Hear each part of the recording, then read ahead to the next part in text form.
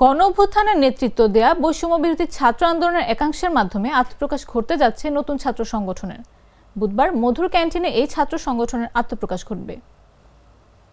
মঙ্গলবার রাত 11:25 বৈষম্য বিরোধী ছাত্র আন্দোলনের সমন্বয়ক আবু বাকের মজুমদার নিজের ফেসবুক পোস্টে এই ঘোষণা দেন। এর আগে গত 17 ফেব্রুয়ারি ঢাকা বিশ্ববিদ্যালয়ের মধুর ক্যান্টিনে সংবাদ সম্মেলন করে বৈষম্য বিরোধী ছাত্র আন্দোলনের একাংশ তারা বলেন, বৈষম্য বিরোধী ছাত্র আন্দোলনের সঙ্গে নতুন এই ছাত্র সংগঠনের কোনো সম্পর্ক নেই। এটি হবে সম্পূর্ণ নতুন একটি সংগঠন। স্টুডেন্টস ফার্স্ট, বাংলাদেশ ফার্স্ট নীতিতে ছাত্র নাগরিকের স্বার্থকে বাস্তবায়নের প্রয়াসই হবে এই ছাত্র সংগঠনের মূলমন্ত্র বলেও জানান ছাত্রনেতারা।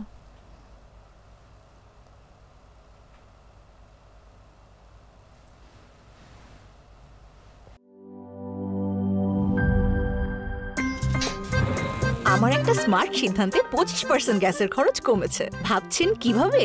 সাধারণ গ্যাস স্টোভ বদলে আমি এনেছি আরএফএল গ্যাস স্টোভ। এর সাইন্টিফিক নজল ও ব্রাস বার্নার ক্যাপ সমানভাবে তাপ ছড়িয়ে রান্না করে দ্রুত, তাই গ্যাসও বাঁচায় 25%, টাকাও বাঁচে 25%। আরএফএল গ্যাস স্টোভ নিরাপদ ও গ্যাস সাশ্রয়ী।